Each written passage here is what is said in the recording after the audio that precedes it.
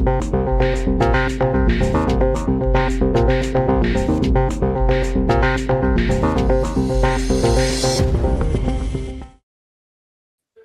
morning. Welcome in. My name is Brendan Allen of Comiccon.com. Down in the lower right-hand corner is my editor-in-chief, Erik Amaya, also of Comiccon.com. Lower left, we've got Paul Vato. You know him from Mad TV and hucking just about every damn product you can find. And up in the right-hand corner there, we've got Student of the Game. And what's the other show called? The one that we're doing right now. Oh, okay. And this show, Mr. Brett Lawson of Las Vegas, Nevada. So right before we came on, we had to stop because it's such a constant losing.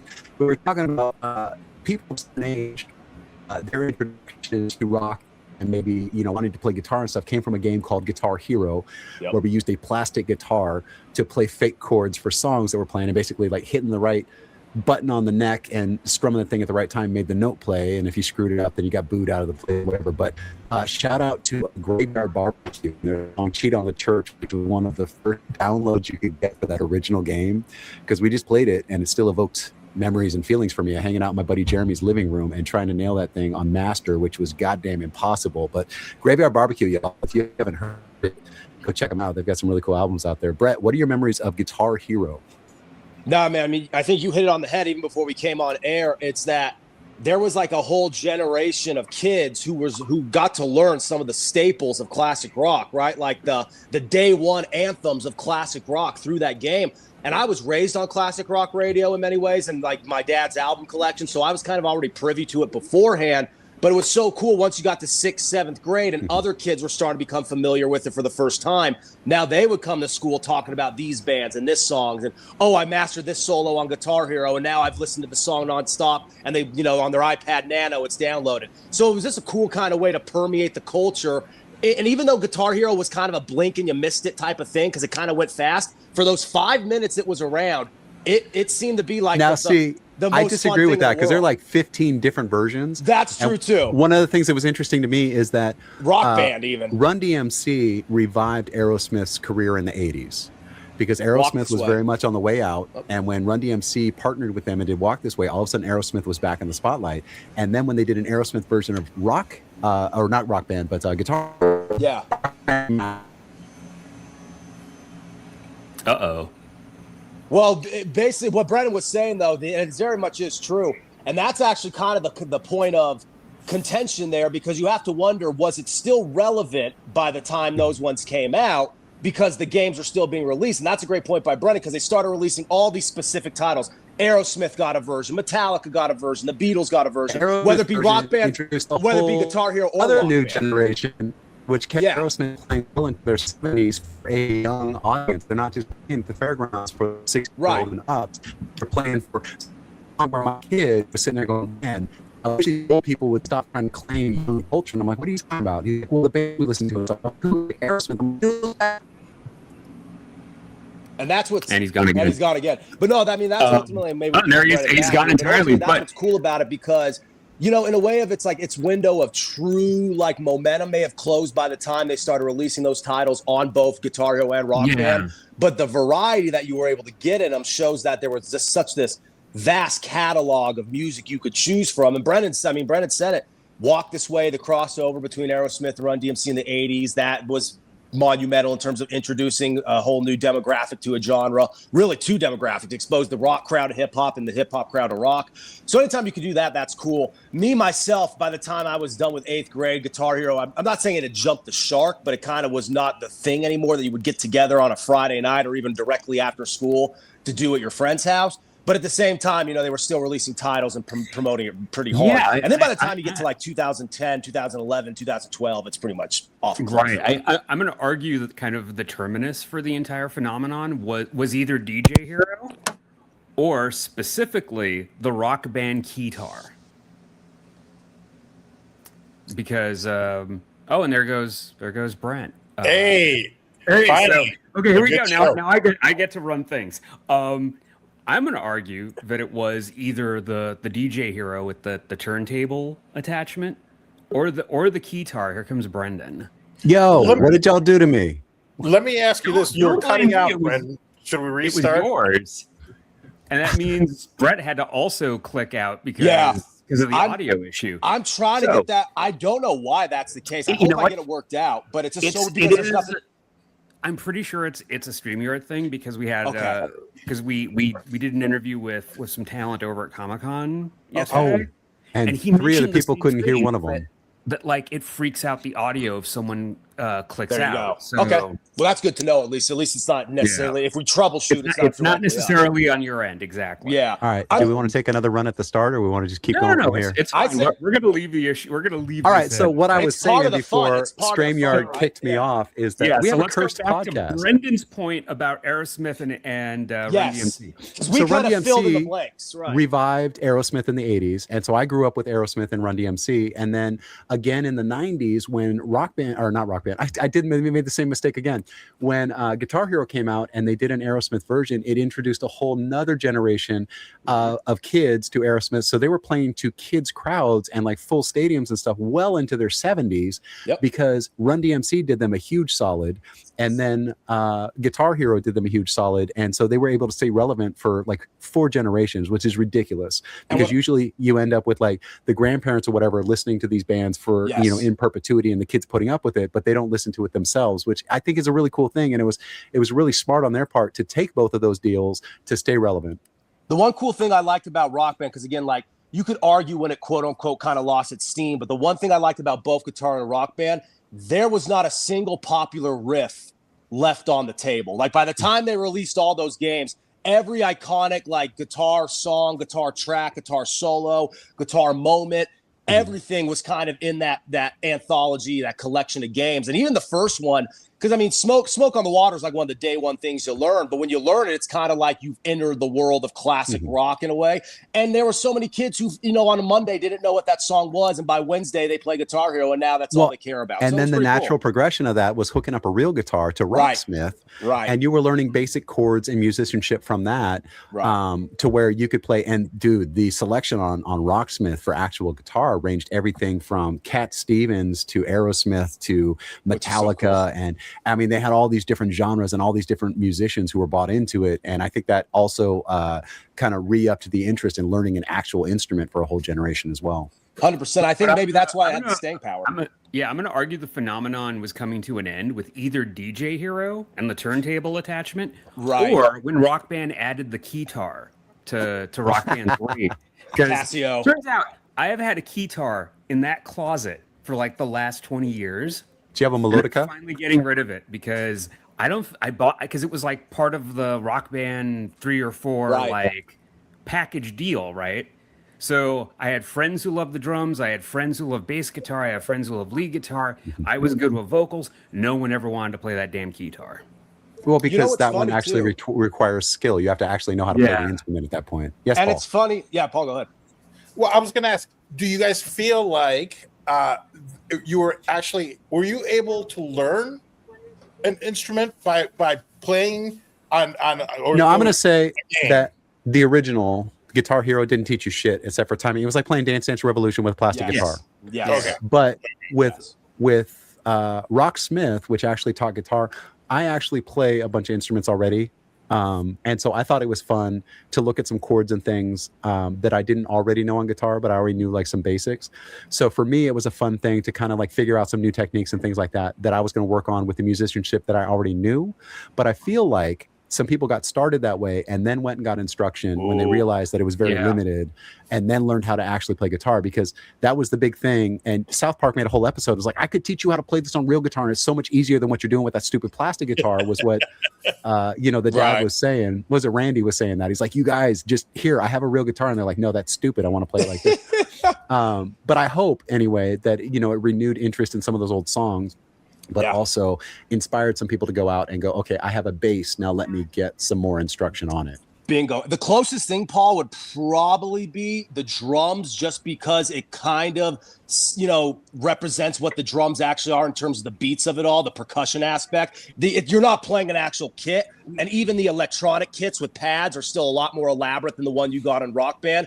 But the basic mechanical components of the drumming is at least somewhat similar to what you'd be doing on a full set, where guitar, the fingerings are nothing that could ever, you're literally going linear. You know, I mean, you're not even going up and down essentially. So yeah, so guitar is really nothing like it, as Brendan kind of said, but the drums are probably the closest thing. But Brendan mentioned Dance Dance Revolution. That was kind of what came up in my mind a moment ago.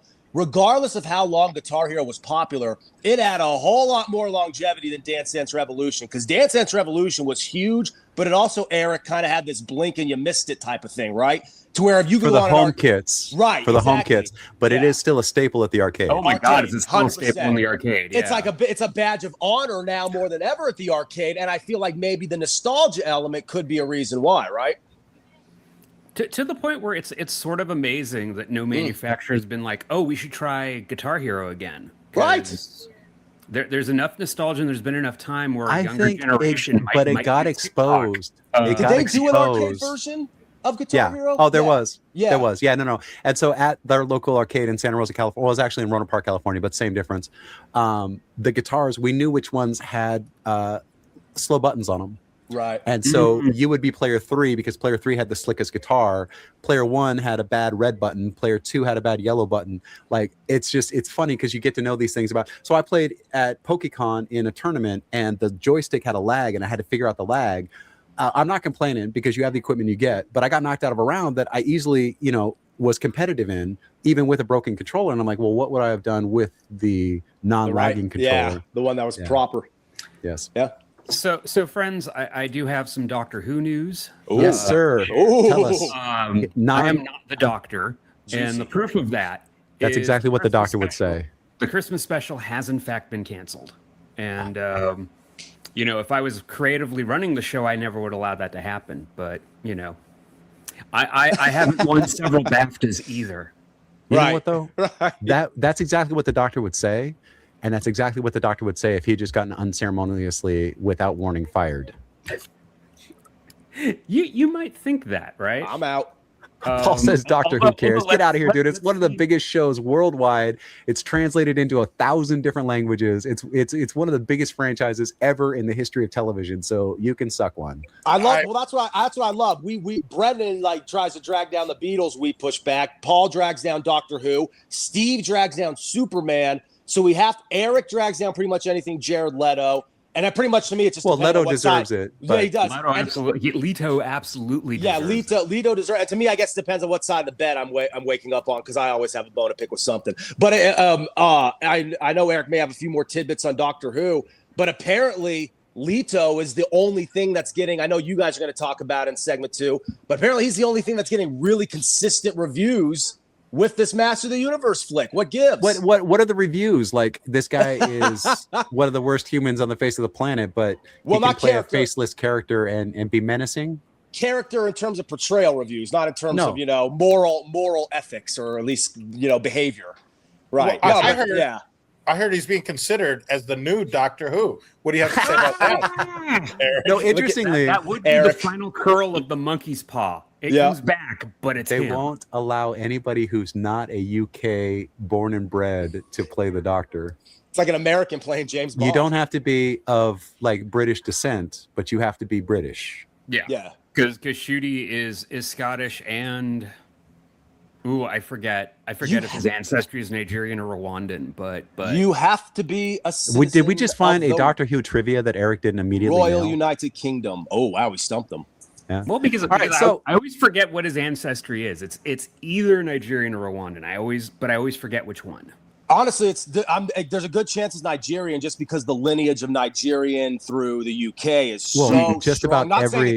About every country in Africa that was was part of the empire. It's was part of the empire. Was part of the British Empire, the Commonwealth. But at that point, so was the entire world at one point. Literally, there was never a part of where the sun never set. Just go through one of the museums, and you will see every country that they ever. There is a celebration day of independence from the empire every 4 days. Yeah. Did you know that technically? Yeah, because it was so big. Yeah. That Canada did technically get their freedom from the crown until 2001. Yeah. That blows my mind. Yeah. Canada was a part of the Commonwealth up until 5 minutes ago, basically, in terms of the actual full time scale or timeline. Right. And even after All right. that, So the coolest speaking on of money. the Masters of the Universe movie, we have a toy to look at. Well, not a toy, a figure to look at. That's based on what's his name, Nicholas Galitzine's portrayal of He-Man in the new film. So when we get back from the break, we'll go ahead and take a look at some of the photos of that, and we'll have some conversation about it. And we'll see you on the other side. Peppermint Patty's the worst. Comicon.com, your daily comic convention online. Insightful reviews, previews of the comics, toys, and games you need to know. Delightful chats with luminaries from around the geek spectrum, in print, on video, and everywhere in between. The show never stops on Comicon.com. Welcome back. Welcome back. Here we are in the second segment. Masters of the Universe is in theaters still. It's getting some great reviews. I have not seen it yet, so we're not going to spoil anything because I haven't seen it. I don't think anyone here has seen it. Cool. But we did get some great reviews from our guy Anton, who went and saw it. And Anton is one of my favorites because when Anton loves something, he just gushes about it. And it's so great to see like the joy, just the pure, unbridled joy in Anton's reviews. And like when I talk to him about stuff that he's super stoked about. So I read his review and it really makes me want to take my kids to go see it. But we've got some merch already coming out. What we're going to show you right now is the He-Man Deluxe bonus version from Sideshow.com.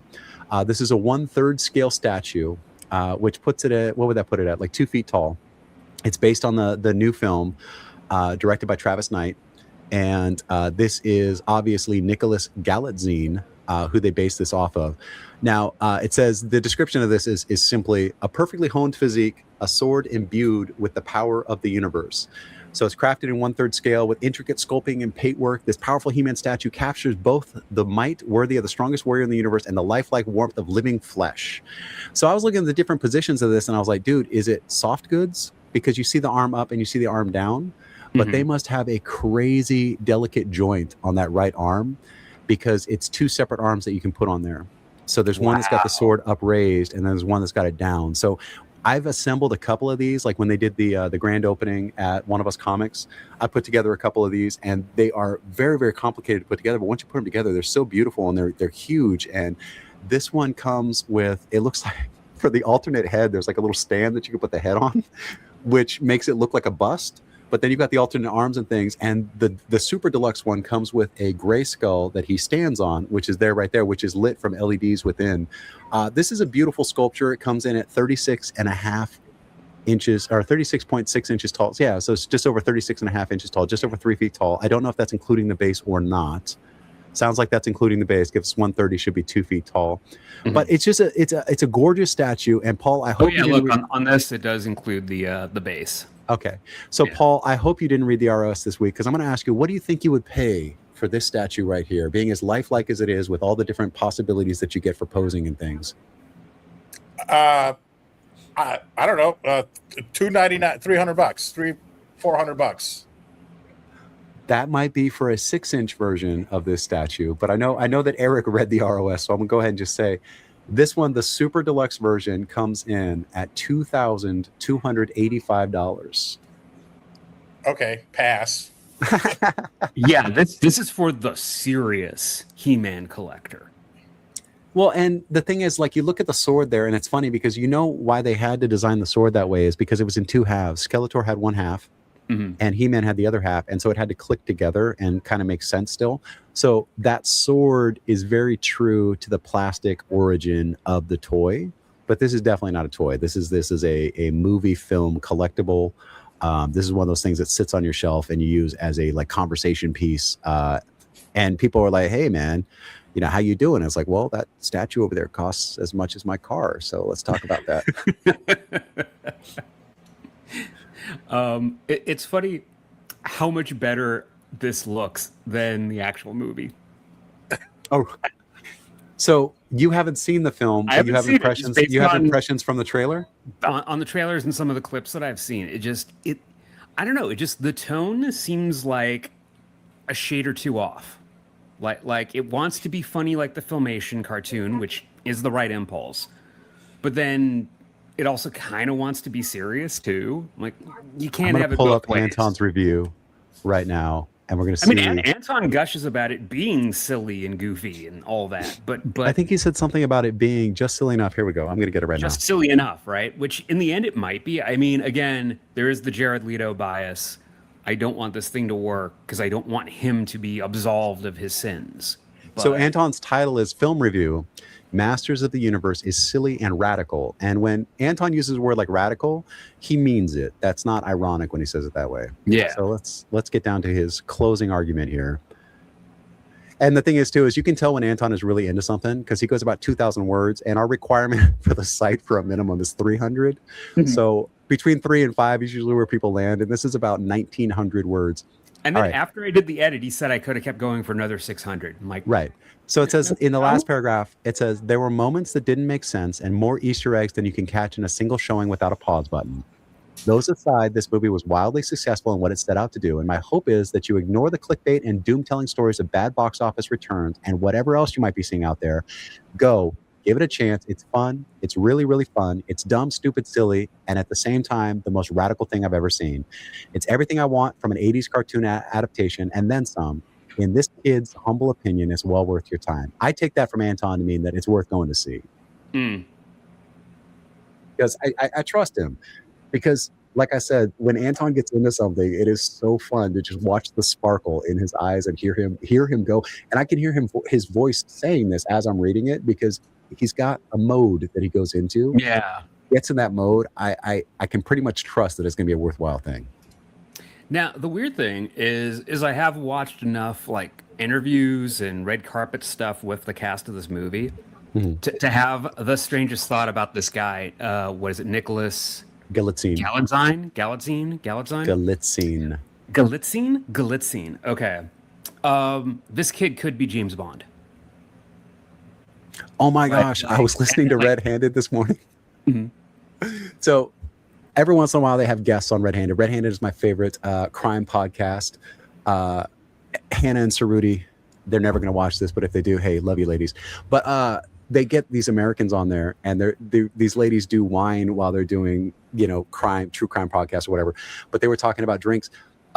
Martini is never supposed to be shaken. Right. And the reason why it was written that way in the story is to show what a douchebag James Bond is in real life. He's got zero social skills. He's got zero social awareness, but he's a very good detective. But the reason why he goes up and he's like, give me a martini, shaken, not stirred, is because he's a dick and doesn't know what he's doing. Right. But I think he could play that. And I think he also has that kind of Roger Moore sort of swagger to him, at least in press situations. It's like, ooh, this guy's got it. But if this movie bombs, I'm jealous of that. I'm jealous of that tricep, but I'm glad to see that they put the foreskin on the elbow there to make it as realistic as possible. Yeah. No, absolutely. Paul, what do you think? Did you pose for this body model as well? I did. They called me in. They scanned my body, 3D scan, whatnot, and I was a little offended that they didn't want to use my beautiful face. But it's a gig. For me, it's just another gig in a long line of work. So I wonder if people are disappointed when they go see the film and Nicholas Galitzine takes off his shirt and he doesn't have this exact set of abs, but rather mine, which are copyrighted by Paul Vato. That's right. Yes. That's right. Can you copyright abs? I want to copyright those triceps. Right, you get 15 cents every time they're reproduced. So that's how that works, dude. So I put a post on Blue Sky the other day, and it said, "Oh man," but it got like the most traction of anything ever, and it was, I realized at the gym this morning that I may be old and fat, but at least my core sucks, right? And it got so much traction. It got hundreds of likes and like reshares and stuff. And I was like, oh, okay. So they really like that gym humor. So this morning I commented that I just went and did 4 rounds of leg work. And then I went out to my car and sneezed and broke a goddamn rib. Because that's what getting old does to you. It's like just the craziest thing is like you will work out and do push-ups and all kinds of arm work or whatever. And then you sleep funny and your neck is broken for 7 days. Yeah, no, I have been having this crazy thing in my left shoulder that, okay, I'm going to do this now and it's no problem. But for like last week, I couldn't do this. Like it would be a ridiculous strain just to do this much of a flex. Right. And, oh my God, it requires so much stretching to work that out. And why did it happen? Who knows? Probably I slept on it wrong. I was eating the other day and I hurt my neck. And these are the sort of conversations that you will be hearing if you go to see Masters of the Universe, because only the old people care about this. Well, and that is a true statement. But let me tell you, we talked about this briefly. I don't know, on air, off air, whatever. My memory's for shit.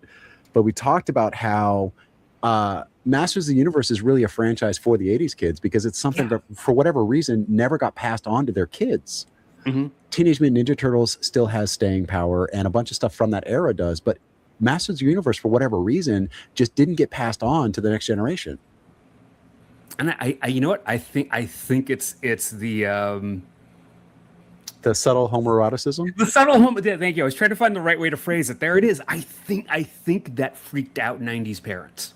Well, and I saw a thing too that's kind of funny, is that the creation of Conan the Barbarian led to the creation of Masters of the Universe, because they had all these figures made and all these molds made, and then they couldn't get the licensing, so they're like, fuck it, throw another head on there. It's actually a little bit more complicated than that. It's okay. Go ahead. Here comes my correction count, right? My understanding is Mattel had gone into a licensing agreement with the Howard estate, and the idea was to time these figures with the Conan the Barbarian movie, right? Okay. And when Mattel saw the movie, they were just like, "Oh my god, this is violent and there's boobs. We can't sell Conan. You can't sell boobs to kids. We can't sell boobs to kids." But then they sold us Tila, which is all about the thighs, and it got to the point where, as I understand it, He-Man was ultimately a completely separate development from the Conan plan, but the Howard estate still sued Mattel. Well, like when the He-Man figures actually went to market. If you look at the molds for the main characters, if you look at the molds, he looks body, very much like Conan. He-Man's body, that's very much a Conan archetype. My understanding is that Thulsa Doom, as described in the book, or in like the one story that he's in, does resemble Skeletor too. So speaking of erogenous zones in children, Paul, you haven't plugged the Kama Susia yet this morning.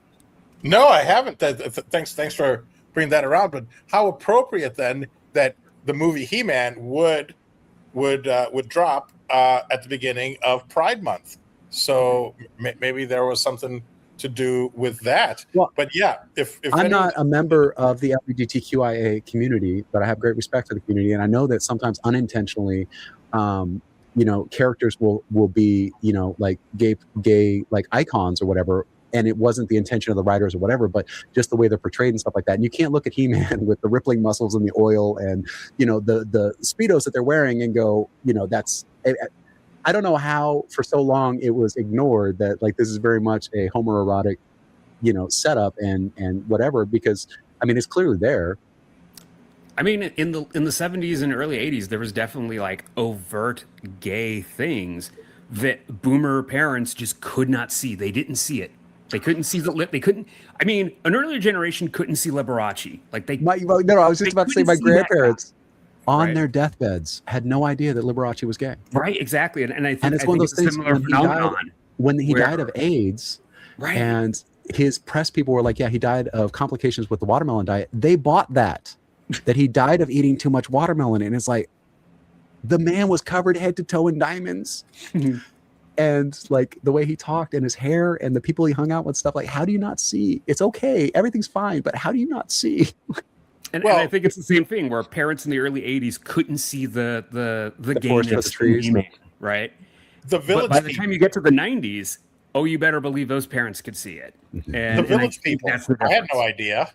Well, David Archuleta is going to be the Grand Marshal of a gay pride parade sometime this month. I just read the article this morning, but he was the Mormon, the LDS like poster child, because he was on American Idol. He won a he just came out like 4 years ago, and it's like, but you've seen him and seen the way he dresses and talks and things like that. You didn't have any idea that he might.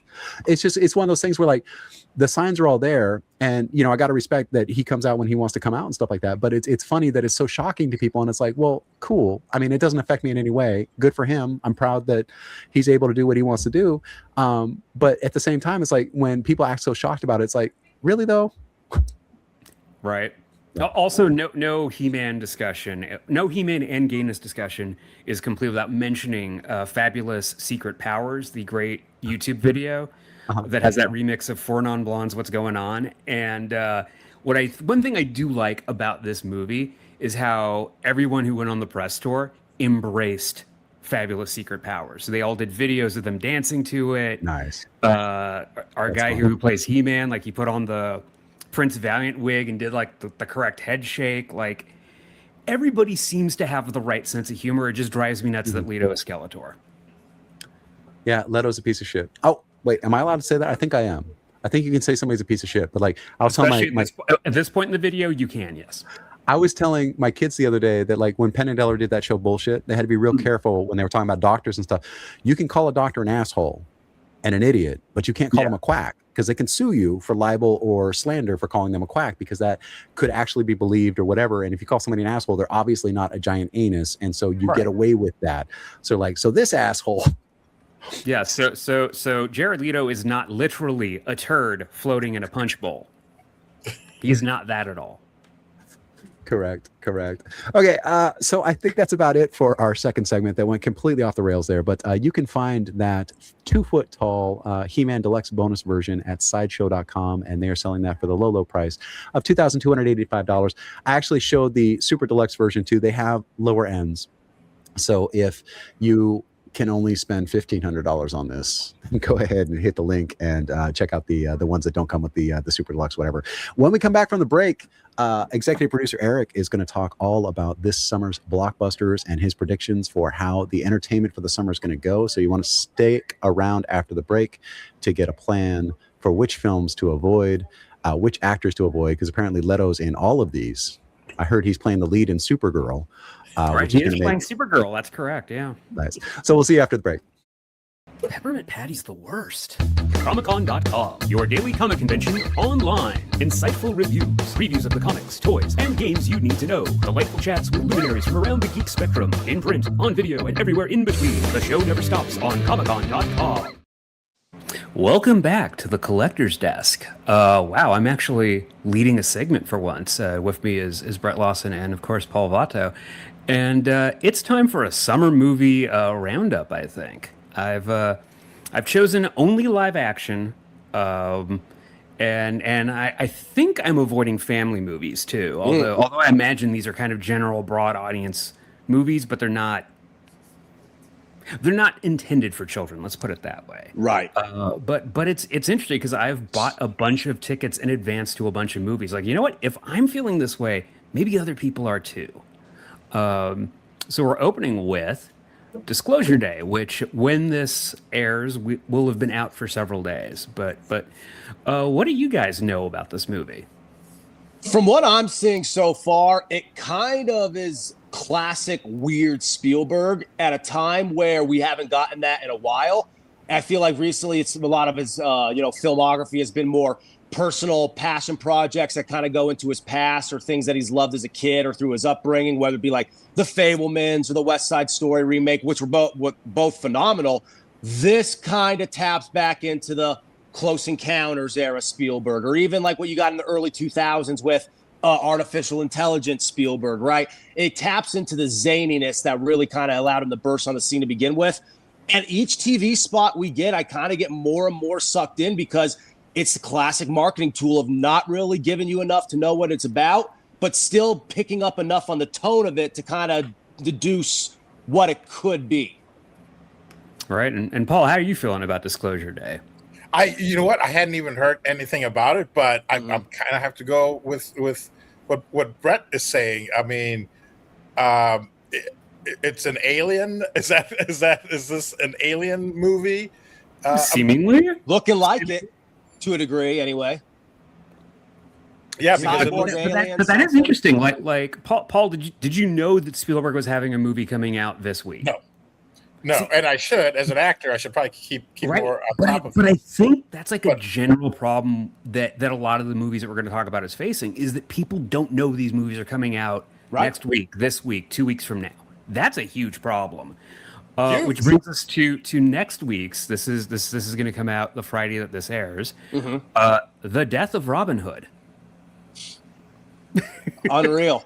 And Hugh Jackman. This is a Hugh Jackman starring movie. You know when I found out this movie existed 2 weeks ago. Right. And he's playing Robin Hood. I feel like every Robin Hood reboot is always huge. The Kevin Costner movie did loads. The Russell Crowe one did loads. I don't think the Taron Egerton one did much, but that was the kind of under-promoted anyway. This is getting no marketing, and it's kind of like what Erik just mentioned, or even what Paul just mentioned as well. The fact you don't know this, I mean, this doesn't have the Spielberg packaging, but it does have the Hugh Jackman packaging, Paul. And the fact that you could work in Hollywood and you're left in the dark about projects related to Hugh Jackman or Steven Spielberg is kind of telling, is it not? And that's me. That's someone that's supposedly in the industry. So I can't imagine the regular. Well, but even us doing this podcast, where we're kind of on top of pop culture, we're on top of collectibles, we're on top of all that's going on, and yet we're still kind of blindsided. Like, oh, shoot, when did this come out? When did they even film this? Yeah, So yeah, the regular person out there, they're not hearing about it. So how do you plan on going to see it, or how do you even get interested in it? I mean, it's no Robin Hood Men in Tights, but I'll go check it out.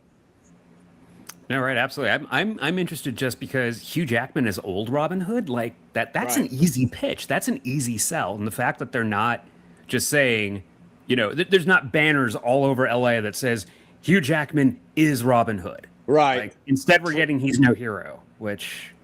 Where's the press release? Right. Yeah, right. Exactly. I mean, literally, one of my jobs is to be on top of this, and I found about this movie 2 weeks ago. Yeah. Like, that's nuts. Now, one movie that I've definitely known about for the last 6 or 7 years is Supergirl, because they have been actively developing this movie for the last 6 or 7 years, and it only crystallized in the last 18 months. Right. This does feature Millie Alcock from House of the Dragon as a punk rock Supergirl. I've read the book that this is based on. It's like, yeah, this is perfect casting. She's going to be great as this version of Supergirl. What do y'all know about this? Well, I basically think that I should say this. I knew this was kind of going to be on the menu just the way they unveiled the Gods and Monsters slate when Safran and Gunn were first, confirmed to take over. So you kind of felt like no matter when that first Superman movie came out, which as we now know with the benefit of hindsight, it was in July, just about a full year ago, you knew that this would naturally be the follow-up. The ending of that movie has a cameo by Alcock. The promotional footage of this kind of makes it clear that this is a direct follow-up to that movie. By the time it comes out, will almost be a full year in terms of real time after it came out. It probably is only, a few months after the actual movie itself on screen time. So I think naturally, Erik, in terms of the flow and the sequencing of what James Gunn needs to do, building in terms of world building and just kind of fleshing this universe out, this is the perfect way to go about it. I can kind of already tell this is going to have a lot of polarizing reaction in terms of the way it kind of splits people down the middle. But I do think this is the exact type of movie, and very interesting because he did this with the film a year ago. He dropped the subtitle, right? Mm-hmm. He said the movie's good enough to stand alone as just Superman. He's doing the same thing here. It's just Supergirl, and that's kind of telling you something. Also, I love the fact that he's declared a war on colons because I remember when that first Jurassic Park sequel came out, I was really annoyed that it wasn't just called The Lost World. Like the weird branding of Jurassic Park : The Lost World. Right. And now we live in a reality where every second movie is brand : subtitle. So I do love the clarity of this. Paul, do you enjoy the frequency of these movies? That we're basically only getting one DC superhero a year. As in, do you think that there should be more, or is one? That's 2 years, right? Yeah, exactly. And Paul, that's your opinion. Should there be more? Are they doing it well, or should they back off? What do you think? No. I think a year is comfortable. I mean, coming from somebody that, when we were growing up, and again, I'll probably date myself here.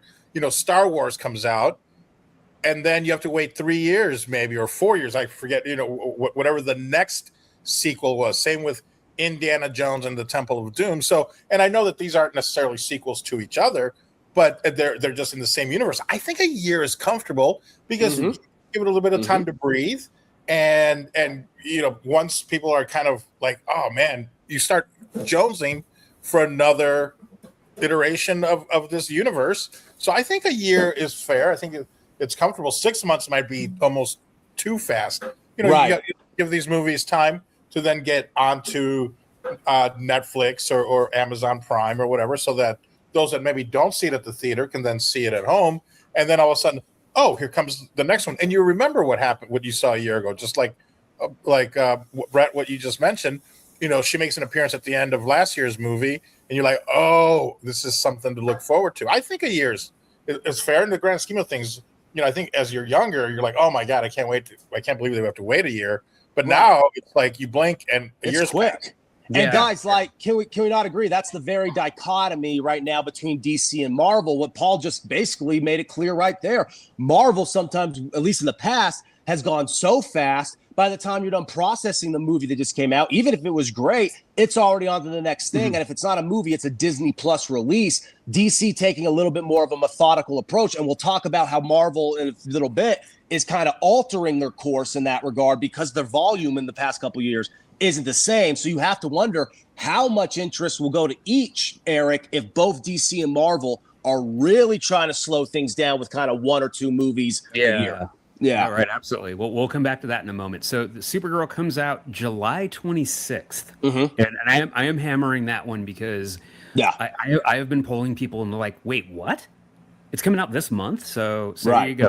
June 26th. And this is a theater one for you, right? Because I'll be in the theater. I'll be in the theater. As soon as the tickets for the fan screening, like on the 24th live, I'm like, oh, I'm doing this. I have to do this because I think she's right for the part. I've read the story that it's based on. It's like, this is a good story. This has some juice, right? Yep. So we'll go from modern superheroes to very old superheroes with The Odyssey. Ancient. This comes out on July 17th, and I have bought tickets for the IMAX screening at the Alex Theater in Glendale. And I didn't think I was going to do that because Christopher Nolan drives me nuts. But I finally saw a trailer for it. I'm like, well, shit.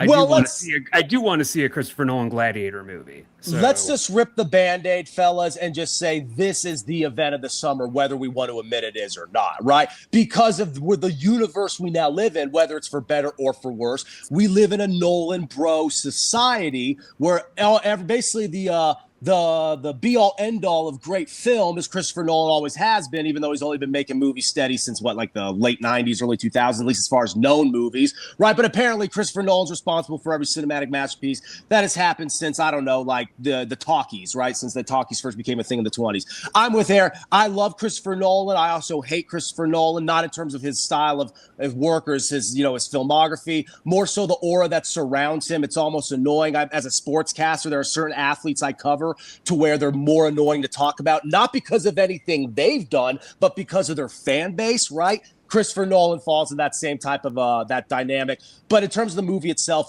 they're very smart. The teaser was very limited. The CinemaCon footage they released to the press that was there was a little bit more elaborate. And now the official trailer we've gotten, guys, is really good. Paul, I don't know if you're a Nolan guy.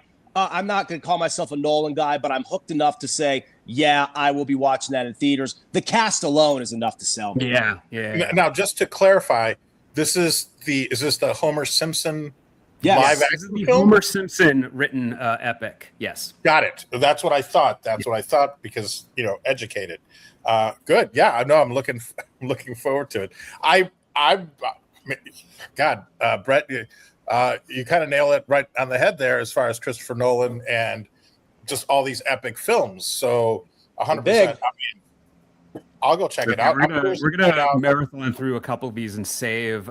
We're gonna do one at a sequence and save that for the end. Right. But Erik, really quick, like 15 seconds. I have to ask you, what was the Nolan film that did it for you that you finally thought, oh yeah, this guy is just absolutely worshipped, adulated, extraordinaire? Probably I feel it was The Dark Knight. Okay. The Dark Knight. See, for me, Dark. Because when he broke out with Memento, yes, all the graduate students loved the movie, and I was like, okay, well, and they were telling me, oh, it's told in this weird way. I'm like, okay, well, does the movie work if it was told in sequence? Right. And Memento took way too long to say yes, and it was like, okay, then it's just the gimmick. Memento's one of those universal movies that you watch in film school or a basic film studies class, and you think you understand everything about cinema after you watch it. Right. So that was that, but it still kind of feels like an indie movie. The Dark Knight's a great answer because Christopher Nolan was not talked about before The Dark Knight. But to me, the whole the allure and the aura that surrounds him, to me, it started with Interstellar. Like once Interstellar came out, people talk about Interstellar as if it truly is like the where cinema started. I know we have to move on, but to me, as great of a movie it is, I'll always harbor some resentment towards it because to me, that was the line in the sand moment. Right. So skipping one that we're going to save to the end, coming August 14th is The End of Oak Street. I'm assuming this is a Secret Cloverfield movie because there's dinosaurs, there's a neighborhood. It's Anne Hathaway and Ewan McGregor versus dinosaurs. I'm just glad to have a dinosaur movie that isn't Jurassic Park. We need it. Did you see 65, the Adam Driver one? I haven't seen that one because that was what I was like not big on Adam Driver. It's I know a lot of people are. It's an acquired taste. Pretty cool movie because the concept is cool and it really does have kind of like almost like a Ridley Scott Alien type of feel to it in terms of like the slow brooding horror. This is cool to me though, just because the cast for one. When you see Anne Hathaway in an Ewan McGregor movie in a movie that's supposed to be about dinosaurs and has J.J. Abrams attached to it, there's a lot there. There's parts of me that think, ew, and then there's parts of me that think, ooh, So it's kind of tough with this one. Paul, what do you got? Well, actually, I have a specific question for Paul. Paul. Oh, sorry, Eric. Sorry, I'm stepping on your segment. No worries. Paul, did you know this movie exists? No.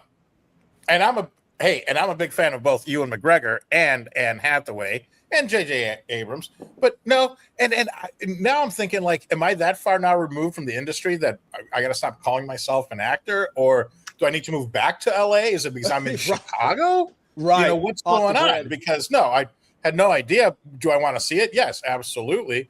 And then before the segment ends, I'll have a question for you guys. But I mean, I found out about it when I kind of just glanced over the running order of the show, and I'm like, oh, this looks interesting. And I kind of even missed the dinosaur at the upper left, unless those are just palm trees. I don't know.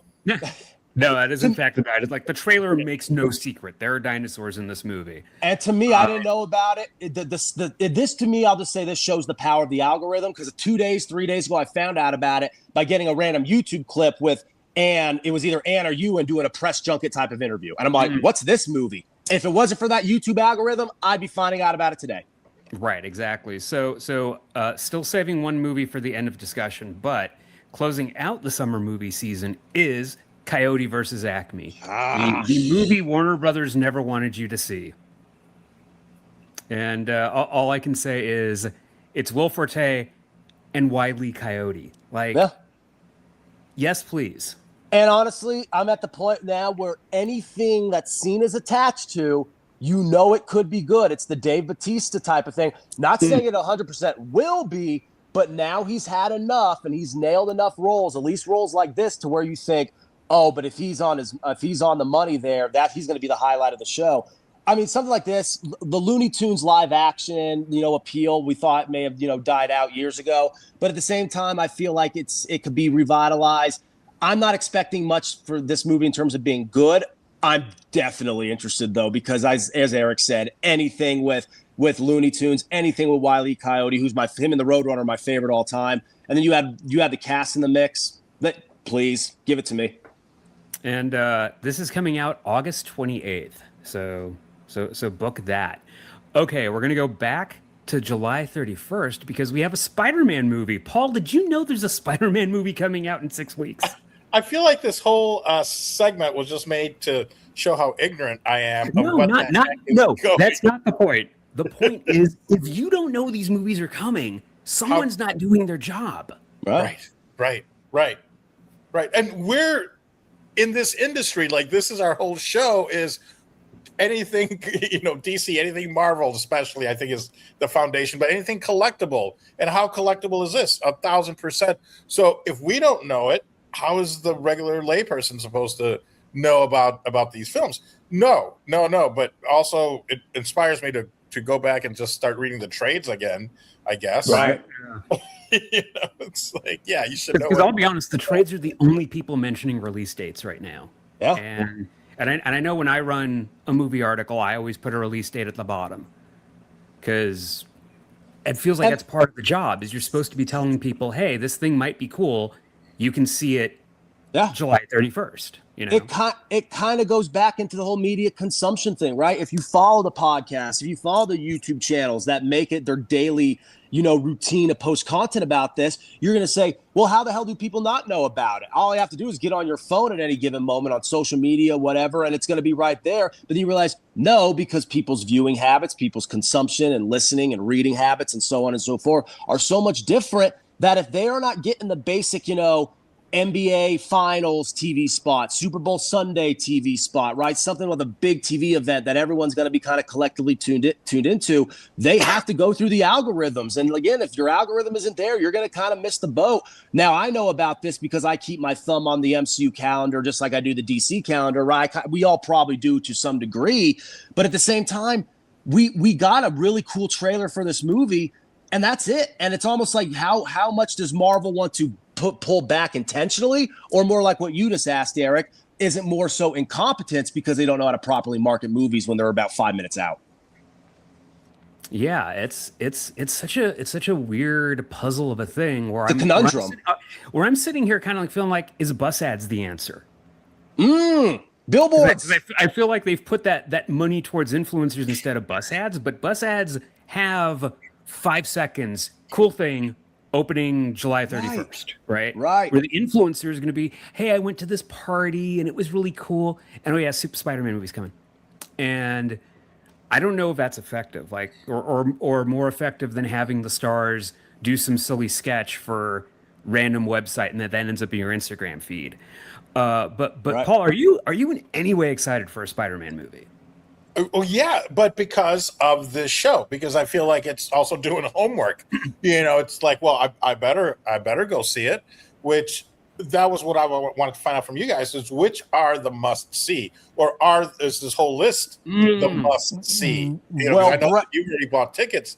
I mean, this far out, I've never done that. Because do you want to go see a movie today? Yeah, let's go. Not right this day. No, exactly. So, okay, going by that metric. The movies that I've already bought tickets for are Disclosure Day, Supergirl, and The Odyssey. The only reason I haven't bought tickets for Spider-Man yet is because that's around Comic-Con, and I don't know what state I'm going to be in after San Diego, because I need several days to decompress from that. You mean physically? What state? Like physically, yes. San Diego is exhausting. What state I'm going to be in, right? Yeah. No, and I mean, I'm sure for me, it's pretty much the same thing. Although I'm don't know if I'll see Disclosure Day. I'll definitely want to watch it when it comes out. That may be one of the Siskel and Ebert Reddits instead of see it. Spot for the sake of the hobby and for the sake of media activity and podcasts like this, like Paul just mentioned. Brand New Day, Supergirl are going to be musts, and Odyssey's probably going to be a must in that regard. Spider-Man, Brennan just mentioned, he'll catch it on streaming, which is kind of another thing or another trap that Disney and the brass have fallen into. You want to promote Disney Plus the way you do, but now with the prices of tickets and concessions and everything else, going to a movie such an event, if you can just wait. And plus, they put these things on streaming so fast now. They don't let these movies breathe in the theater. So now you could just wait it out, be patient, avoid spoilers. And next, 5 weeks later, you're watching with your family on a smaller screen. But it's ultimately this kind of the same experience because it is just a superhero movie at the end of the day most of the time, right? So it's one of those things where I feel they're kind of at a convergence in a way. They kind of have to figure out how to take a proper approach. DC doesn't so much have this issue because DC is still getting the snow or the domino effect, the snowball effect. DC is basically where Marvel was in 2008 and 2009. They have the luxury of being brand new to the party and figuring it out. Marvel, there's an expectation attached. So that's tough. I am excited though, because if nothing else, it is a Spider-Man movie, and it's probably going to be crucial to the bigger picture. I love Tom Holland. I mean, I'm excited for the villains and the cameos that they're going to have in it. At the end of the day, Spider-Man's always going to get me there. But it's also saying a lot that, here we are in approaching mid-June, and we've only gotten so much. Yeah, exactly. But nonetheless, it feels like this is a stronger summer than last year, where by far. All we had was Superman. And Fantastic Four. But I forget Fantastic Four came out last summer. And they came out a week within each other. So even if you were excited for both, by the time you got to early August or mid-August, those had already been pulled and were on Disney Plus. And if you're sitting here where we are in June, they were still a month out, and there was nothing like a Spider-Man or a Disclosure Day or anything else like that, or Supergirl beforehand. right? So it's like you just said, sequencing is everything, and they filled. I mean, we were supposed to get a Marvel movie in May this year, and we didn't even get it. So they were intentionally trying to fill this year out a lot more. And again, that may have been a collective campaign, but either way, we kind of lucked out. Yeah, and I just feel like this was a stronger. So far, it's been a stronger year for movies because we had Project Hail Mary a couple months ago, which is still my favorite of the year. The Sheep Detectives, which is one of the cutest movies I've ever seen. Like, is it really that good? I really enjoyed it. Yeah, I really enjoyed it. How about Obsession? That people are obsessed over. Right? Obsession and Backrooms just kind of creating a phenomenon. Like, it's a year for movies, and I'm really happy about that. It's awesome. And this is why this was a great segment. I love the fact we were able to do it. All right. So, I'm looking forward to the XXX parodies of all of these films. So, Supergirl on Girl, for example, or Disclosed Day, maybe. Oh. So, wow, that's awesome. We will be back in just a moment. Brendan will be back to take the reins and make sure I don't overrun ever again. Join us shortly here on the Collector's Desk. All right, welcome back. Hang on. We got the ad though. Oh, he's ready. Silence for the ad. Peppermint Patty's the worst. Comic-Con.com, your daily comic convention online. Insightful reviews, previews of the comics, toys, and games you need to know. Delightful chats with luminaries from around the geek spectrum. In print, on video, and everywhere in between. The show never stops on Comic-Con.com. So are we back now? Can I talk? Yes, you can talk now. Fired up. Lead back, and I got my ass chewed by producer Eric. Welcome back. It's funny because, I go and I was doing some things with my kids, and I had to go to the bathroom, whatever, for the first part of that last segment. But then I come back in, and there's so many things I wanted to say. One of the things that really, so you were talking about like how long is too long between chapters in a franchise or something, and one of the things that actually comes up is that actors die, and so when you sit there and you've got a franchise like Fast and Furious, with Paul Walker, and Star Wars with Carrie Fisher, and Hunger Games with Philip Seymour Hoffman. Right. The first time they were able to wrap a character in a film posthumously was Sir Oliver Reed in Gladiator. He died at a bar 2/3 of the way through filming the movie, so they had to cut some of his scenes. And then when they did that scene where he gave Maximus the keys, and then he got stabbed in the back, they repurposed unused dialogue or outtakes from previous dialogue, because he repeated one of the lines that he said earlier, but it was slightly different because it was from the outtakes. But then they also had a screen with bars on it that they were able to map the image of his face onto with a body double. And then after that happened, these people realized that are making films, like, this is a viable thing. So with Nancy Marchand, who died in the middle of Sopranos, I mentioned Philip Seymour Hoffman, Carrie Fisher, Paul Walker, Oliver Reed posthumously changed filmmaking and franchises forever, because if you had to wrap up a loose end with a character that died between chapters, you were able to do that with this technique that they use in Gladiator. Yeah, and you mentioned Carrie Fisher. They literally made 2 Star Wars movies doing that exact approach, which is really remarkable. It'd be one thing if she passed a little bit later and they had most of the trilogy done. They only had 1 movie done, and it was like she passed within a year after that release. The fact they were able to do the technique that Brennan just mentioned was, say what you want about that sequel trilogy, I get it. That was impressive, the fact they were able to make it somewhat coherent, right? Because it should have been a mess. Just about works, yeah. It should have been. Her scenes in episode 9 just about work. Just enough. Right. Well, and the fact that you're able to notice is also a tribute to Carrie Fisher, because people are like, I'm glad they put her in here. It's a little weird, but I'm gonna get past it because I'm glad they put her in here. Better to have her than not. Paul, you had something? Yeah. You've mentioned 2 of my favorite porn parodies, actually. Star Whores and Gladiator. Ecstatic, I think. Thank you guys for that one's good. I've never heard that one. The first one. What the film industry got wrong is that they stopped. They just allowed porn producers to just go with Supergirl, a XXX parody, instead of forcing them to do creative things. Right, because they're just allowed to say, "I hate her." Very much in the 80s and 90s and stuff like that. It was, they had to get really creative with the names, because they had to make it clear that it was a parody, because parody is allowed. You can use likenesses and stuff like that in a parody, without getting sued, because obviously this is not the Superman that you're looking for. The sophistication of porn, we've talked about it before, it may have been off air, but the sophistication of porn hurt the industry. There's no denying it, because it took a lot of the clever creativity out of it. Almost a little too corporate, too polished. one of my favorites again, in Diana Jones and her Temple of Poon. You know, I mean, come on, like be creative. Do we have to put an NSFW warning on this episode now? I see. I'm thinking the opposite. Eric, can we please use this as the social media promo of the week? I know, right? This is what we're doing with the promo, exactly. Right. Wow. Right. And here I was thinking, because I was listening to your guys' segment, and here I was thinking, like, we should come up with, you know, like, because I know I've had some jobs that a lot of people won't believe that I've had, right? So we should come up with like real jobs. You guys should send them to me anonymously, not in one of the chains or whatever, jobs that you've held, and then make up a couple. But give me 2 separate lists of jobs that like sound viable, but jobs you've actually had that are a little wild or whatever. And we'll do a thing where the other panelists try to figure out what are real jobs or whatever. Because I think it's funny, because I've done a lot of stuff that I don't think people really like when they see me doing this. You know, like the most obvious one is for like 15 years I was a flooring contractor. And it's like, how do you go from flooring and construction into comics? And it's like, well, that's a funny story. Right. No, exactly. You see the trajectory, and that's a good game, because your mind is going to want to go with the natural connotation, right? Or the natural point of inference. And you're like, oh, I could see Brett doing that if he works in sports media. But it's like, no, it was Paul Vato. And then if he's like, oh, that seems like something Eric would do. It's like, no, it was Brett. Like that. I want to see Brett selling like Cutco knives in somebody's living room. Just rolling them out.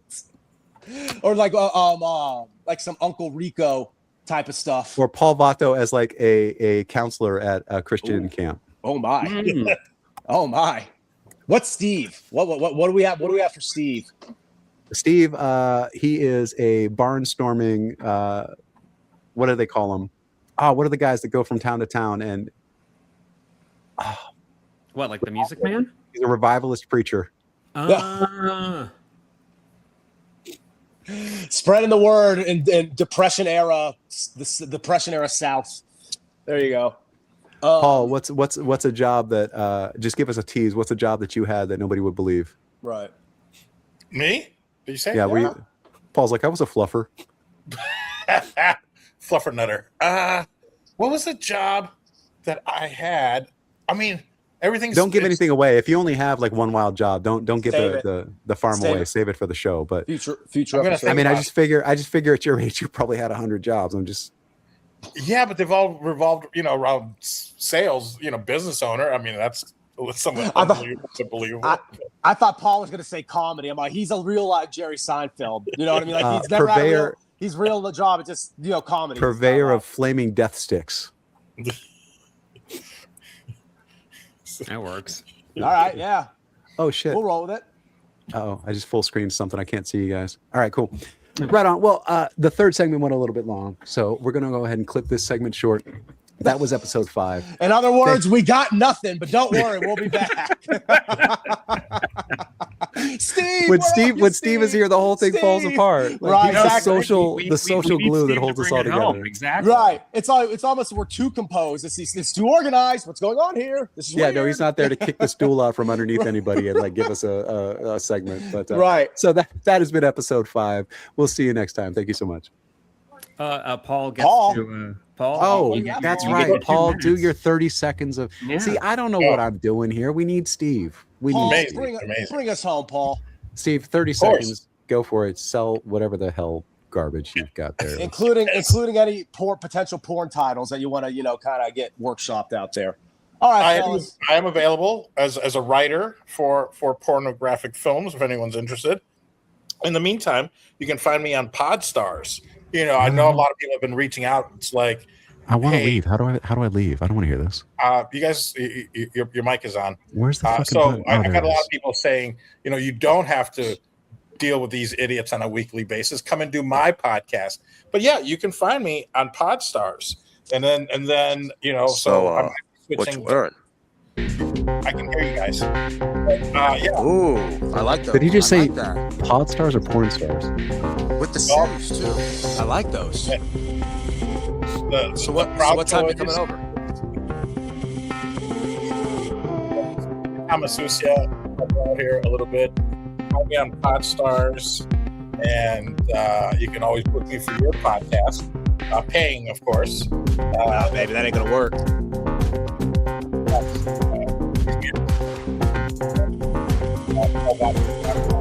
I'm a Sushi. all my other projects, upcoming projects.